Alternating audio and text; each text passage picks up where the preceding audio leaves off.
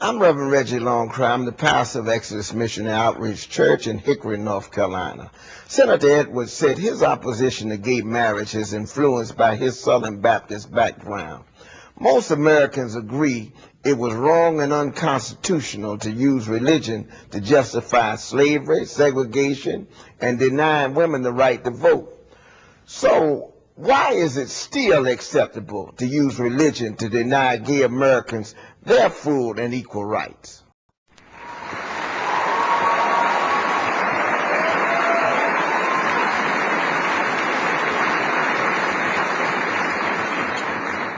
I think Reverend Longcrier asks a very important question, which is fundamentally, whether it's right for any of our faith beliefs to be imposed on the American people when we're President of the United States. I do not believe that's right.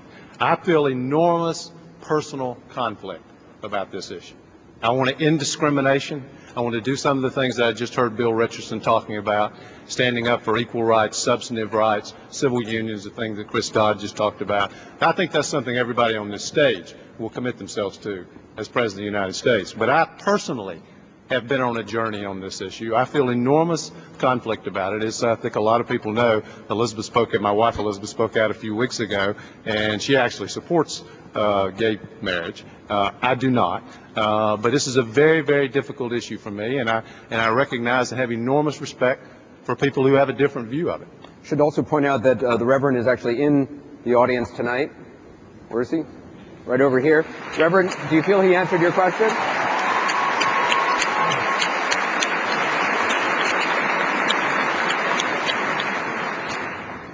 Well, this question was just a catalyst that promoted some other things that wrapped around that particular question, especially when it comes to fair housing practices. Also, do you think he answered the question then? Not like I would like to have heard it. What did you not hear? I didn't quite get. Some people were moving around, and I didn't quite get all of his answer. I just heard 30 seconds more. Why is it okay to quote religious beliefs when talking about why you don't support something? That's essentially what's his question.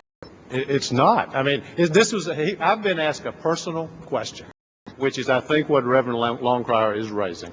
And that personal question is, do I believe and do I personally support gay marriage? The honest answer to that is I don't.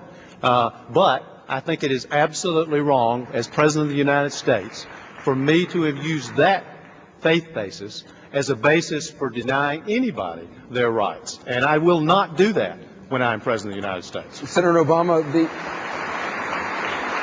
the laws banning interracial marriage in the United States were ruled unconstitutional in 1967. What is the difference between a ban on interracial marriage and a ban on gay marriage? Well, I think that it is important to pick up on something that was said earlier by both Dennis and by Bill, and that is that we've got to make sure that everybody is equal under the law. And the civil unions that I proposed would be equivalent in terms of making sure that all the rights that are conferred by the state are equal for same-sex couples as well as for heterosexual couples. Now, with respect to marriage, it's my belief that it's up to the individual denominations to make a decision as to whether they want to recognize marriage or not. But in terms of, the rights of people to transfer property, to have hospital visitation, all those critical civil rights that are conferred by our government, those should be equal. We're going to take a quick break, but before we go, we're going to show another candidate video. This one is from the